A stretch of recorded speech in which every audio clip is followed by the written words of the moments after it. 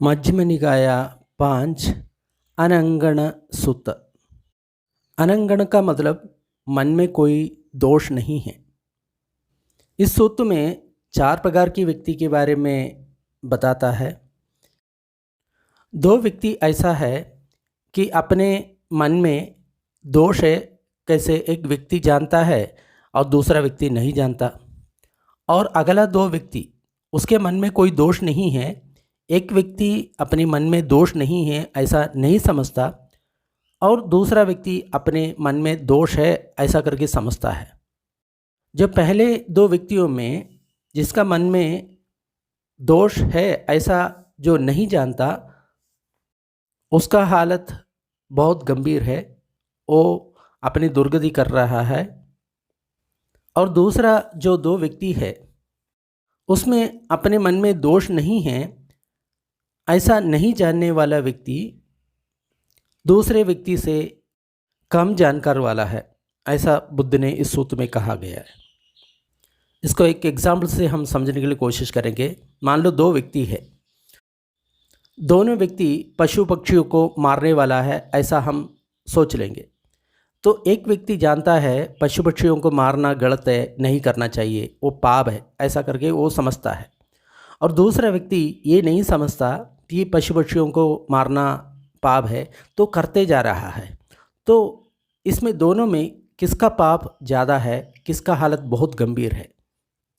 तो नॉर्मली हम समझते हैं जो नहीं जानता है उसको कोई पाप नहीं लगता, जो जानता है उसको पाप लगता है ऐसा। लेकिन भगवान बुद्ध ये कहता है पशु पक्षियों को मारना या ऐसा कोई जो गलत काम करना ये पाप है ऐसा नहीं जानने वाला का जो गलती है वो बहुत ज़्यादा है, क्योंकि ज़िंदगी भर वो करते रहेगा, कभी बाहर नहीं निकलेगा। लेकिन जो व्यक्ति जानता है ये पाप है, ये करना ठीक नहीं है, वो कभी इसे बाहर निकल सकता है, तो दूसरे व्यक्ति से ये थोड़ा अच्छा है। ऐसा ही दूसरी जो 2 व्यक्ति, एक व्यक्ति अपने मन में कोई दोष है ऐसा नहीं जानता और दूसरा व्यक्ति दोष है ऐसा करके जानता है। तो जानने वाला व्यक्ति थोड़ा अच्छा है, लेकिन नहीं जानने वाला व्यक्ति, मेरा मन में कोई दोष नहीं है ऐसा जानने वाला व्यक्ति उससे थोड़ा कम है, क्योंकि वो नहीं जानता मेरा मन में कोई दोष नहीं है, क्योंकि दोष के बारे में जानता ही नहीं है। तो भविष्य में वो व्यक्ति कोई दोष कर भी सकता है, तो इसलिए वो दूसरे व्यक्ति से थोड़ा कम है ऐसा करके भगवान बोलता है। यहाँ पे अंगणा का मतलब है मन का कोई दोष। अनंगणा का मतलब कोई दोष नहीं है। मन में बहुत तरह की दोष हो सकता है, जैसे काम वितर्क है, द्वेष का जो विचार है, हिंसा का जो विचार है, ईर्ष्या है, ऐसा बहुत कुछ मन में दोष है। तो 4 प्रकार के व्यक्ति के बारे में यहाँ पे इस सूत्र में बता रहा है। मैंने ऐसा सुना, एक बार भगवान बुद्ध श्रावस्ती में जेतवन में अनाथ पिंडक की जो भिक्षुओं को निवास है वहाँ पे विहार कर रहे थे।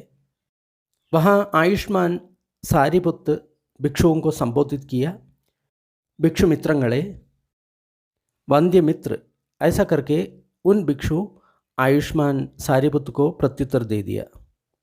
सारिपुत्र ऐसा बताया, मित्रों, इन संसार में इस 4 प्रकार की व्यक्तियों को देखने के लिए मिलता है।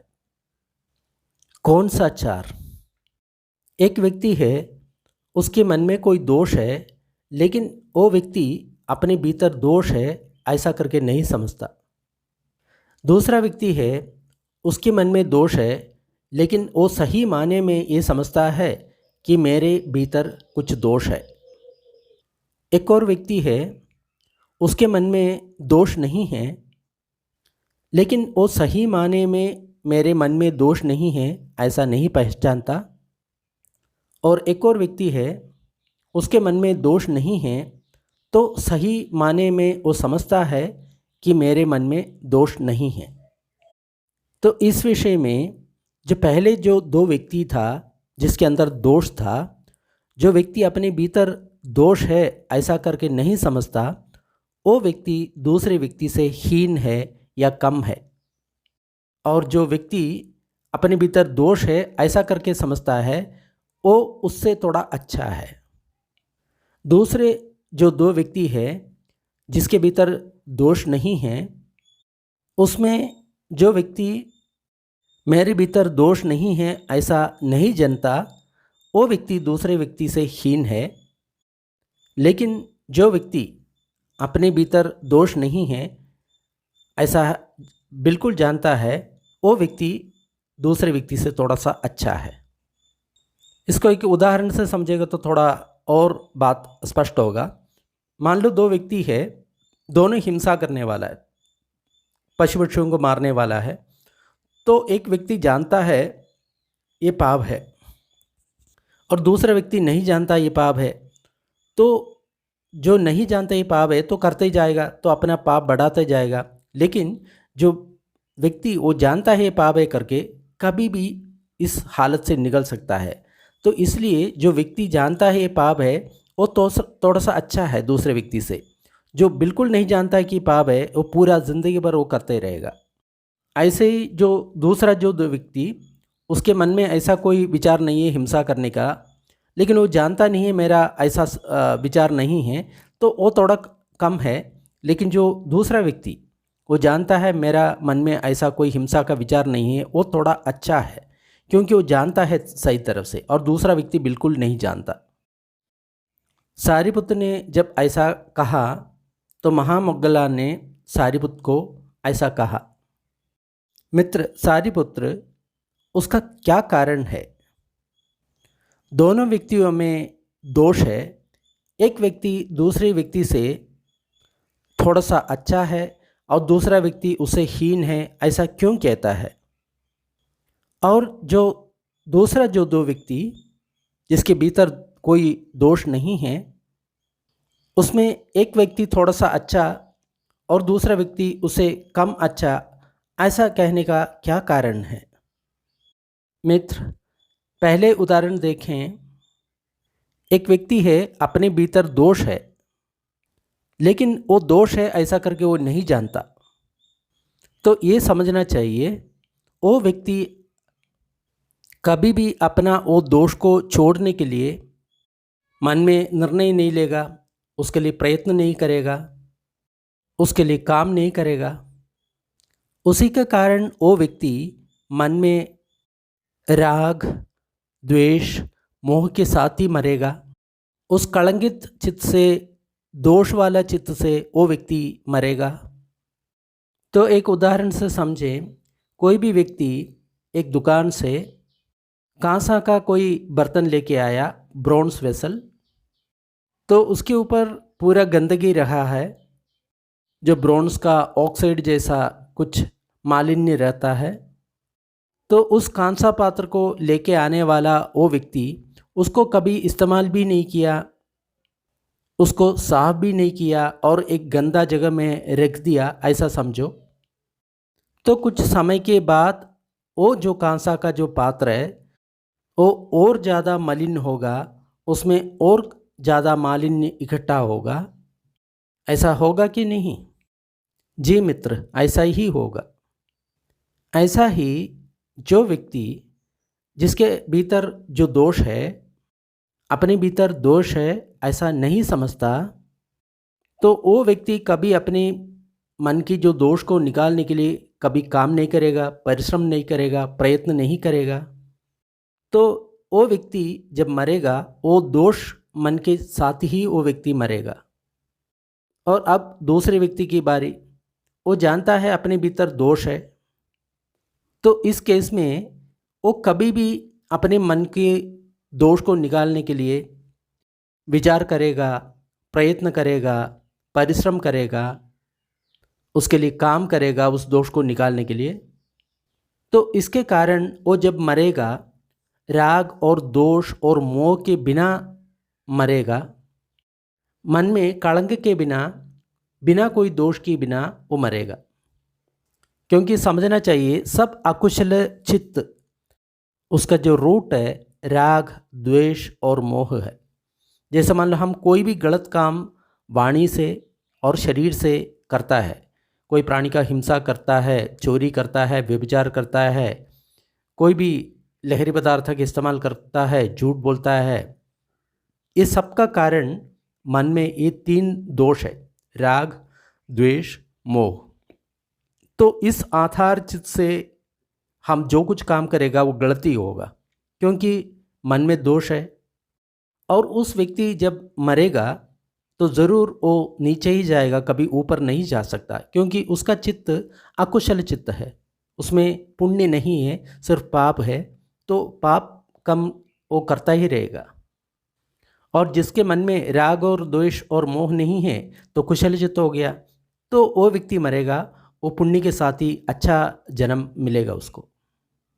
तो दूसरे व्यक्ति के बारे में जो एग्जाम्पल देता है, ऐसा समझो एक दुकान से हम कांसा का बर्तन लेके आया, उसमें पूरा गंदगी है, उसमें पूरा मालिन्य है, लेकिन जो लेके आने वाला व्यक्ति उसको हमेशा इस्तेमाल करता है, उसको हमेशा साफ रखता है, कभी उसको गंदा जगह में नहीं रखता, तो समय के बीतने से उस व्यक्ति का जो कांसा का बर्तन है वो ज़्यादा से ज़्यादा चमकेगा, वो ज़्यादा से ज़्यादा साफ रहेगा, शुद्ध रखेगा, है कि नहीं?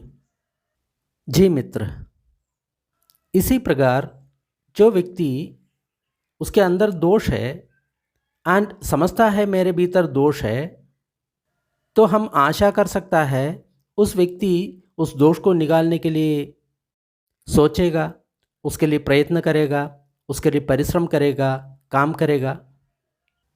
इसलिए उस व्यक्ति जब मरने के समय उसके मन में राग नहीं होगा, दोष नहीं होगा, मोह नहीं होगा, मन में कोई दोष भी नहीं होगा। अभी तीसरा और 14 व्यक्ति के बारे में बता रहा है।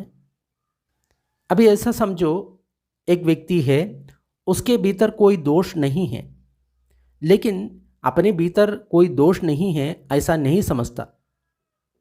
तो व्यक्ति क्या करेगा, कभी भी अपने मन को शुभ निमित्त में रख देगा। इसका मतलब जो बाहर की कोई शुभ जो चीज़ है उस पर वो अपने मन को रखेगा। जैसे मान लो कोई प्रिय रूप, प्रिय शब्द, प्रिय गंध, उसको सब शुभ निमित्त कहता है, हमको जो पसंद है।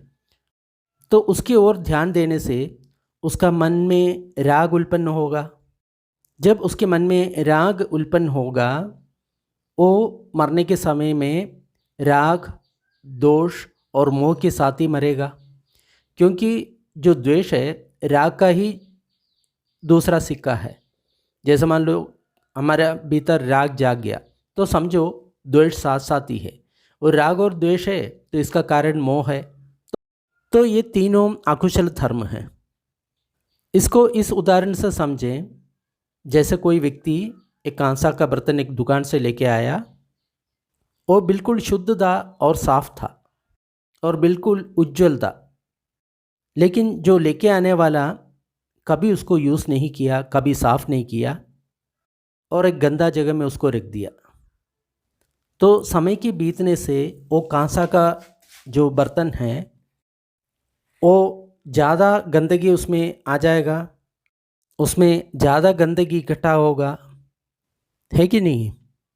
जी मित्र, इस प्रकार जो व्यक्ति उसके अंदर कोई कलंक नहीं है, दोष नहीं है मन में, लेकिन वो दोष नहीं है ऐसा वो नहीं समझता, तो इसलिए भविष्य में वो व्यक्ति कोई राग की जो वस्तु है बाहर शुभ निमित्त है उसके प्रति अपने मन में लगाएगा।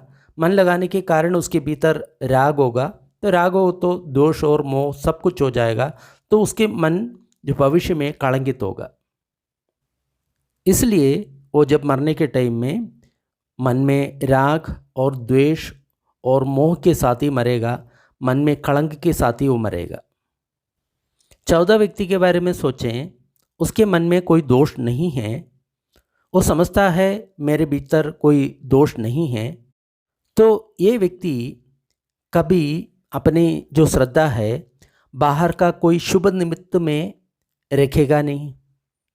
इसके कारण अपने मन में कोई राग भी उत्पन्न नहीं होगा, भगवान यहाँ पर इंद्रिय संयम उसके बारे में बोलता है, इंद्रिय संवर। तो ये भगवान का एक मार्ग है। जो भी व्यक्ति इसमें जाना है वो कभी भी जो बाहर की जो शुभ वस्तु है, जैसे मान लो शुभ रूप, अच्छा गंध, अच्छा शब्द, जो राग उत्पन्न करने वाला है, उसमें अपना मन कभी नहीं रखेगा, अपने इंद्रियों को कंट्रोल में रखेगा। बहुत आवश्यक है। कोई व्यक्ति ध्यान कर रहा है, ध्यान करने के बाद अपनी जो श्रद्धा है मोबाइल में, टीवी में, खेल तमाशे में रखेगा, तो उसके मन में जो राग उत्पन्न होता ही जाएगा, तो कभी भी वो साधना में आगे नहीं बढ़ सकता। तो इसलिए बोलता है अपनी इंद्रियों पर संयम रखो, ऐसा। इसके कारण वो व्यक्ति जब मरने के टाइम में उसके मन में राग नहीं होगा, द्वेष नहीं होगा, मोह नहीं होगा, मन में कोई कलंक भी नहीं होगा। इसको एक उदाहरण से समझ सकता है। हम एक दुकान से कांसा का बर्तन लेके आया, वो बहुत शुद्ध है और उज्जवल है, प्रकाशमान है। और जो लेके आने वाले व्यक्ति उसको यूज़ भी किया, उसको साफ भी किया, कभी भी उसको एक गंदा जगह में नहीं रखता। तो समय बीतने से वो कांसा का बर्तन और शुद्ध होगा और उज्जवल होगा, है कि नहीं?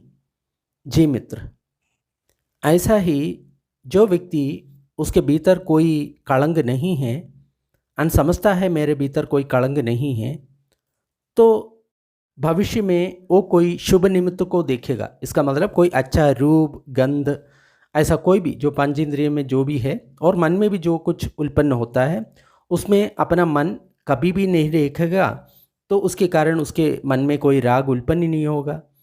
तो उन लोग जब मरने के टाइम में मन में बिना राग, द्वेष और मोह के साथ, बिना कलंक के साथ वो मरेगा। मित्र मुगलान, यही कारण है, यही प्रत्यय है, जो दो व्यक्ति है, दोनों के भीतर कलंक है, तो एक व्यक्ति दूसरे व्यक्ति से अच्छा और एक व्यक्ति दूसरे व्यक्ति से थोड़ा कम अच्छा, ऐसा कहने का कारण यही है। एंड यही कारण है, यही प्रत्यय है, जो दो व्यक्ति, दोनों के भीतर कोई कलंक नहीं है, एक दूसरे से अच्छा और एक दूसरे से हीन, ऐसा कहने की कारण यही है। तो पहले हम जो कांसा का बर्तन के एग्जाम्पल ले लिया, वो कांसा को ऐसा समझो वो मन है, ऐसा सोचेगा तो हमको उसका मीनिंग बिल्कुल क्लियर होगा। अभी मोगलान सारिपुत्र को ये पूछता है, मित्र ये अंगणम अंगणम ऐसा कहता है, वो क्या है? हम इतनी देर मन के दोष के बारे में बताया था, उसी का जो पाली वर्ड है अंगणम, इसलिए सूत्र का नाम है अनंगण सूत्रम। इसका मतलब मन में कोई दोष नहीं है। मित्र, अंगणम का मतलब है यहाँ पर पाप और अकुशल इच्छाएं। जैसे कोई प्राणी का मारने का इच्छा है, वो सब अकुशल है। चोरी करने का, व्यभिचार करने का जो इच्छा है, वो सब अकुशल चित्त है। हो सकता है कुछ भिक्षुओं के मन में ऐसा एक इच्छा जाग जाएगा, अगर मैंने कोई दोष का काम किया तो दूसरा भिक्षु उसको जानेगा नहीं। बट ये भी हो सकता है वो दूसरे भिक्षु इसको जाना, इस भिक्षु ने कुछ गलत काम किया, तो इस भिक्षु के मन में कड़दा जागेगा, क्रोध जागेगा कि दूसरा भिक्षु ने मेरा जो गलत काम देखा, वो जाना। उसके मन में जो जागा हुआ क्रोध और खड़दा, ये दोनों मन में अंगणम या दोष उत्पन्न करता है। कुछ भिक्षुओं में ऐसा कोई विचार जाग सकता है, अगर मान लो मैंने कुछ गलत काम किया तो मेरे साथ में जो भिक्षु है वो मेरे को अकेला इसके बारे में बताएगा, बाकी भिक्षुओं के बीच में इसके बारे में मुझको नहीं बताएगा। लेकिन ऐसा हो सकता है कि दूसरा जो भिक्षु है वो सभी संघ के बीच में उसका जो दोष के बारे में बताया। तो इस भिक्षु के मन में क्रोध और कड़दा जागेगी।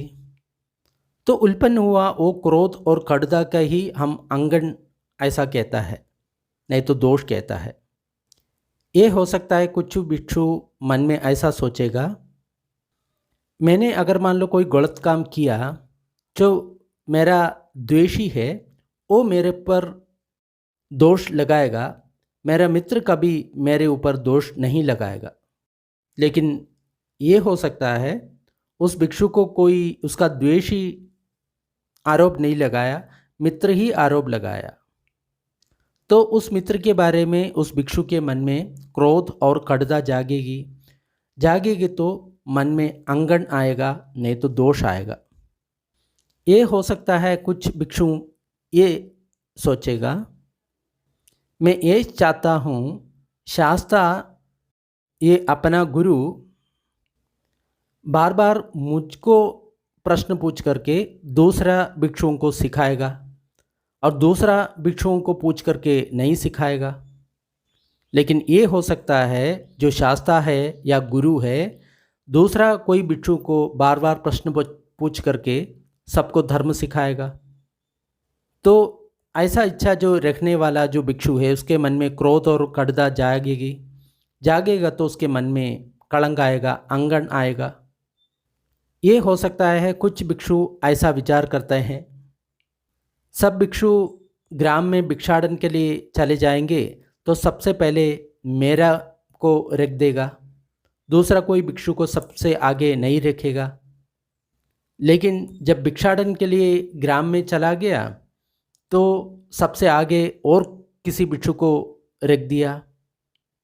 उसके कारण उस भिक्षु के मन में क्रोध और कड़दा जागेगी, तो अंगण जाग गया या कोई दोष जाग गया। हो सकता है कुछ भिक्षु के मन में ऐसा आग्रह जगेगा कि कोई संगदान हो रहा है, वहाँ पर मुझको ही सबसे अच्छा आसन मिले, मुझको ही कोई अच्छा पीने वाला चीज़ मिले, अच्छा भिक्षान्न मुझे मिले, दूसरों भिक्षुओं को ये सब नहीं मिले, ऐसा करके कोई भिक्षु सोचेगा। लेकिन हो सकता है उस संगदान में कोई दूसरा भिक्षु को बहुत बढ़िया सीट मिल गया, बहुत बढ़िया जो पीने का चीज़ मिल गया, बहुत बढ़िया भिक्षान्न मिल गया। तो उसके कारण जो सोचने वाला जो भिक्षु है उसके मन में क्रोध और कड़दा जागेगी, तो उसी को ही अंगण बोलता है या मन की दोष बोलता है। हो सकता है कुछ भिक्षुओं के मन में ऐसा आग्रह उत्पन्न होगा, अगर कहीं संगदान हो रहा है तो भोजन के बाद जो पुण्यानुमोदन करने का जो काम है वो मुझे ही मिले और कोई दूसरा भिक्षु को ना मिले। लेकिन हो सकता है संगदान में भोजन के बाद कोई दूसरे भिक्षुओं को पुण्यानुमोदन करने का जो काम मिल गया, तो उसके कारण इस भिक्षु के मन में जो ऐसा सोचा था कि मुझे मिले, तो उसके मन में क्रोध और कड़दा जागेगी, तो उसी को ही अंगण कहता है या मन का दोष कहता है। ये हो सकता है कुछ भिक्षु ऐसा सोचेगा, आश्रम में भिक्षु भिक्षुणियों को, उपासक उपासिकाओं को धर्म सिखाने का जो काम है मुझे मिले। लेकिन हो सकता है वो काम दूसरा और कोई भिक्षु को मिले, तो उसके कारण जो पहले भिक्षु है उसके मन में क्रोध और कड़दा जागेगी, तो उसके मन में अंगण होगा या कलंक होगा। हो सकता है कुछ भिक्षुओं के मन में ऐसा आग्रह जागे, हर कोई भिक्षु भिक्षुणी उपासक उपासिकाएं मुझे ही नमन करे, मुझको ही प्रेज करें, मुझको ही आराधना करे और दूसरी कोई भिक्षुओं को नमन ना करे, उसको सत्कार ना करे, उसको पूजा ना करे।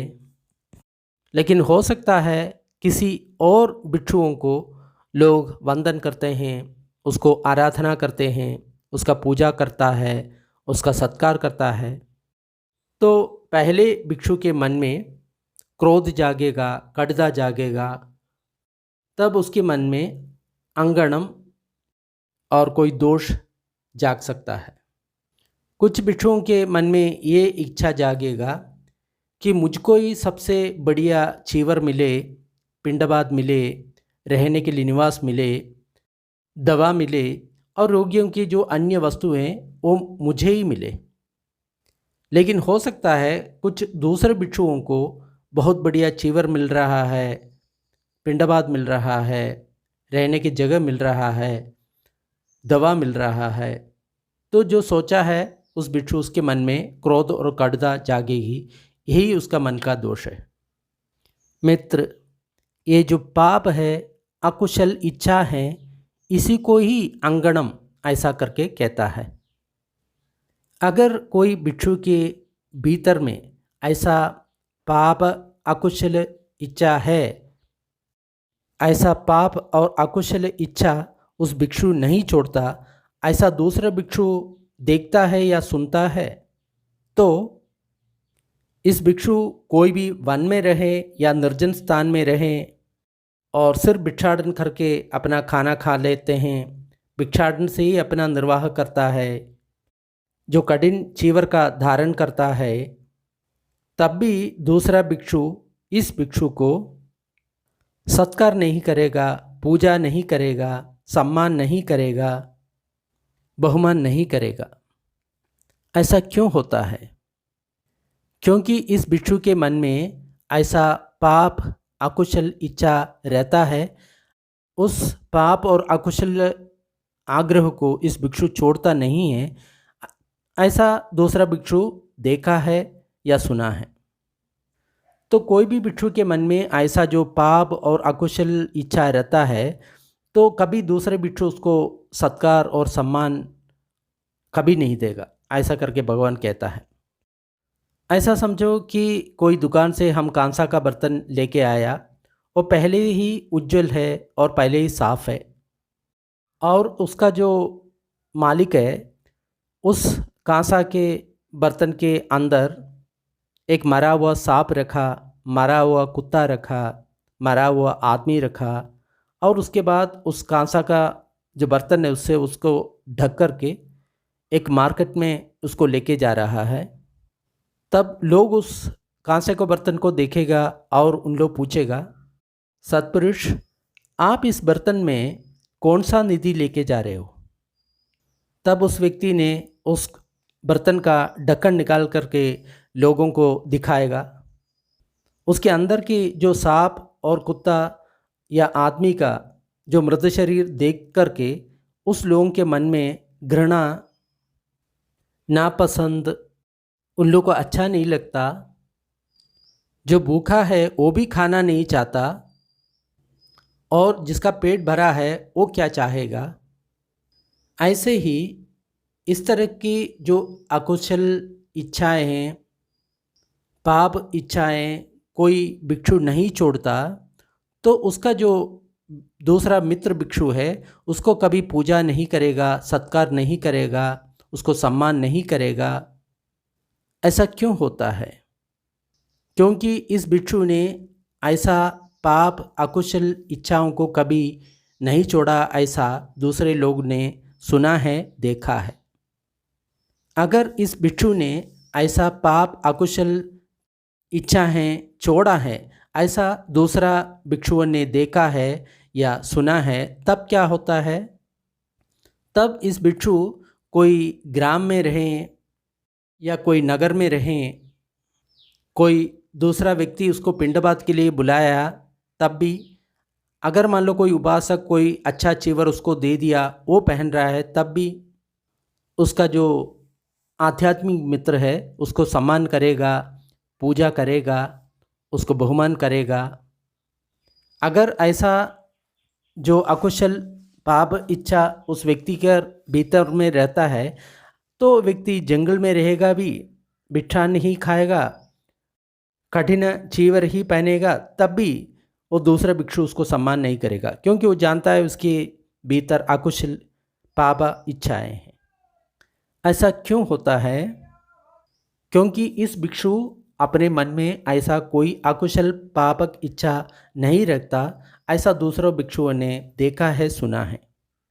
ऐसा समझो एक कांसा का बर्तन एक दुकान से लेके आया, पहले से ही उज्जवल है, साफ है, तब उसका मालिक उसमें बहुत साफ किया, उजाला जो बात है उसमें भर करके उसमें बहुत तरह की जो सब्जियां हैं, सूप है, वो सब भर करके एक मार्केट प्लेस में उसको लेके जा रहा है। तब लोग उसको पूछेगा, सत्पुरुष आप बहुत कीमती निधि की तरफ क्या लेके जा रहे हो? तब उन लोग उस बर्तन को, जो ढक्कन है, उसको छोड़ करके अंदर देखेगा। उसकी अंदर की जो अच्छा भोजन को देख करके उसकी उन लोगों के मन में इच्छाएं जागेगी, उसके प्रति आकर्षित होगा, उसको स्वाद लेने के लिए इच्छा होगा। जिसका पेट भरा है वो भी इसको खाने के लिए इच्छा करेगा, तो फिर भूखा का कहना ही क्या। इसी प्रकार कोई भिक्षु अपने भीतर की जो पाप अकुशल इच्छाएं को छोड़ दिया, ऐसा कोई अपनी आध्यात्मिक मित्र देखता है, तो उसको उन आध्यात्मिक मित्रों ने सम्मान देगा, पूजा करेगा, उसको प्रशंसा करेगा। ऐसा क्यों होता है? क्योंकि उस भिक्षु ने ऐसा अकुशल पाप इच्छाओं को छोड़ा है, ऐसा दूसरों लोगों ने देखा है और सुना है। सारिपुत्र ने ऐसा कह दिया, आराध्य महामोगलान ने ऐसा कह दिया, मित्र सारिपुत्र, मेरे मन में एक ऐसा उपमा जागा है। तब सारिपुत्र ने कहा, कहिए मित्र। महामोगलान ने सारिपुत्र को ऐसा कहा, मित्र, एक बार मैं यहाँ पे राजगृह में रह रहा था, पर्वतों के बीच में रह रहा था। तब सुबह मैंने चीवर पहन लिया और राजगृह में पिंडपात के लिए निकल गया, इसका मतलब बिछाने के लिए निकल गया। उस समय समिति ऐसा जो रथकारक है, इसका मतलब जो रथ को चलाने वाला है, वो अपनी रथ की जो चक्र की मरम्मत कर रहा था। उस समय एक नग्न सन्यासी पांडुपुत्र वहाँ पे खड़ा था।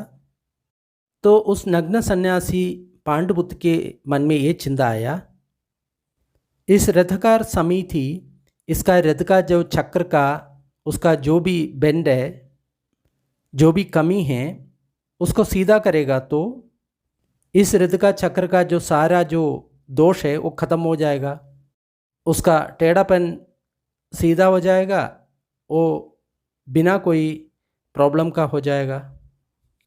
तब पांडुपुत्र ने जो सोचा था, ऐसा ही समिति ने उस व्हील के साथ किया। तो पांडुपुत्र ने अपनी जो संतोष है वो प्रकट किया। मेरा हृदय का जो बात है उसने अपनी हृदय से जान करके काम कर रहा है। इसी प्रकार कुछ लोग हैं, उन लोग के भीतर कोई श्रद्धा नहीं है, वो गृहस्थ जीवन छोड़ करके सन्यासी बन गया, वो श्रद्धा के कारण नहीं है, जीने का जो आजीविका है उसी के लिए उन लोग गृहस्थ जीवन छोड़ा। उन लोग मायावी हैं, कपट लोग हैं, छुपाने वाला लोग है। उन लोग हमेशा उद्विग्न रखता है, स्थिर नहीं रहता, शांति नहीं है, हमेशा घूमते फिरता है, अपनी जीभ पर नियंत्रण नहीं है, वो अपनी इंद्रियों को संवर नहीं करता, उसको नियंत्रण नहीं करता, खाने में उसका कोई नियंत्रण नहीं है, वो जागृत कभी नहीं रहता। उन लोग भिक्षु जीवन को कभी केयर नहीं करता, एंड भिक्षुओं का जो ट्रेनिंग है उसको सीरियस नहीं लेता। वो इंद्रिय सुख में लिप्त है, आलस्य है, नियम को तोड़ने के लिए आगे हैं, निर्जन स्थल में नहीं रहता, प्रयत्न नहीं करता और आलस्य में डूबा हुआ है। उन लोग के पास सती और संपजन्य बिल्कुल नहीं है और समाधि भी नहीं है। उसका मन कभी उसका वश में नहीं रहता, हमेशा घूमता रहता है। प्रज्ञा नहीं है, मूढ़ लोग है। आराध्य सारिपुत्र उन लोगों की जो कमी है इस कथा के रूप में प्रकट किया। जैसा मेरा हृदय को उसने अपना हृदय से जाना, ऐसा।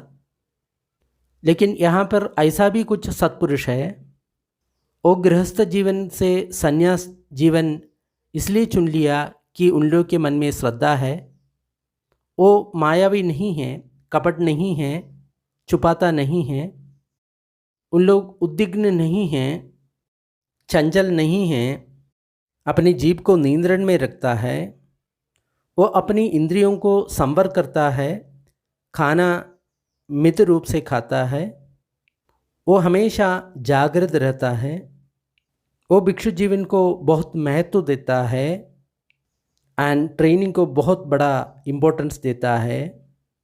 वो आलस्य में डूबा नहीं है और नियम को नहीं तोड़ता, वो एकांत में रहता है, उल्ले के भीतर वीर्य है और पक्का दृढ़ निश्चय है, उसके मन में सदी है और संवजन्य है, समाधि है, प्रज्ञा भी है। तब सारिपुत्र की इस कथा से उन लोग के मन भरेगा, तो उन लोग ऐसा कहेगा कि बहुत बढ़िया हो गया बंदे, इन भिक्षुओं को इन अकुशल चित्तों से उन लोग को कुशल चित्त में आपने प्रतिष्ठित किया। उदाहरण के लिए एक औरत है या एक आदमी है, वो युवा है, तरुण है, वो अलंकार में बहुत तात्पर्य रखता है, इसलिए पहले उन लोग नहा लिया, तो उन लोग के हाथ में कमल का फूल या जास्मिन का फूल या मल्लिका का फूल दे दिया। तब उन लोग उस फूलों को अपने हाथ से लेकर के अपने माथे पर रख देगा। ऐसे ही जो भी सत्पुरुष अपने घर से श्रद्धा के साथ संन्यास जीवन अपनाया, वो इन उपदेशों को अपने मन में लेगा। ऐसा करके वो वीर के साथ अपना काम में लगेगा, वो शील और सदी संवजन्य के साथ रहेगा। सारिपुत्र ने जो भिक्षु है उसका अकुशल चित्त से निकाल करके कुशल चित्त में उन लोग को प्रतिष्ठा कर देगा। ऐसा ये दोनों महाभिक्षुओं ने अन्योन्य अपना भाषण को अभिनंदन किया। इस वीडियो अगर आपको अच्छा लगे तो आप ज़रूर इसको शेयर करें। ऐसा और वीडियो के लिए आप डिस्क्रिप्शन बॉक्स देखें। अभी थोड़ी देर हम पुण्य वितरण का काम करेंगे। दुखियारे प्राणी दुख विमुक्त हो, भयभीत प्राणी भय विमुक्त हो, सब प्राणियों को मुक्ति मिले, हमारे इस पुण्य कर्म में सभी भागीदार हो, इससे सब प्राणियों का सुख शांति मिले।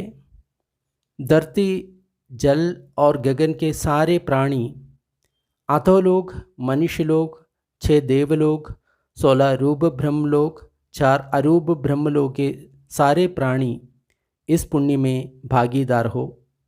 सभी देवता और ब्रह्मा बुद्ध शासन का रक्षा करे। साधु साधु साधु।